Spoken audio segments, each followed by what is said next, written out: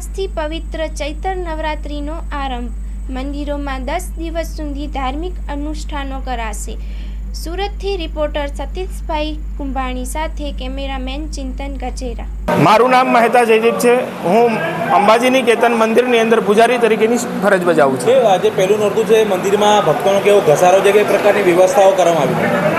મંદિરની અંદર આજે સવારે 5:30 વાગ્યાથી અવિરત ઘસારો તમને જોવા મળી રહ્યો છે અને ભક્તો કંઈક મોટી આશા લઈને, જેની આશાઓ પૂર્ણ થઈ છે, એ મંદિરની અંદર ખૂબ મોટી માત્રાની અંદર ભગવાનની અંદર માતાજીના દર્શન કરવા માટે પધારે છે. એ પ્રકારે વ્યવસ્થાઓ મંદિરમાં કરવામાં આવી છે. શું મહત્વ છે ચૈત્ર નવરાત્રિ?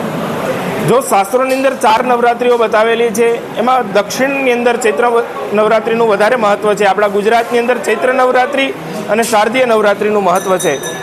તો એ નવરાત્રિનું વિશેષ કરીને આપણા સુરતની અંદર અંબાજી નિકેતન મંદિરની અંદર ચૈત્ર નવરાત્રિનું ખૂબ મહત્ત્વ છે અને લોકો અલગ અલગ શ્રદ્ધાઓના આકાંક્ષાઓ લઈ અને માતાજીના આગળ આવે અને અરજીઓ કરે છે. માતાજી બધાની અરજીઓ સ્વીકારી અને પૂર્ણ કરે છે. મંદિરમાં કઈ પ્રકારે વ્યવસ્થા ભક્તજનો માટે? ભક્તજનો માટે મંદિરની અંદર રેલિંગો મૂકવામાં આવેલી છે. ખૂબ બધા સ્વયંસેવકો મૂકવામાં આવેલા છે. ઠંડા પાણીના કુલરો મૂકવામાં આવેલા છે અને ઉપર આ ગરમીનો માહોલ છે અને ઉપર પંખાઓ પણ મૂકેલા છે, જેથી કરીને આવેલ ભક્તજન શાંતિથી માતાજીના દર્શન કરી શકે.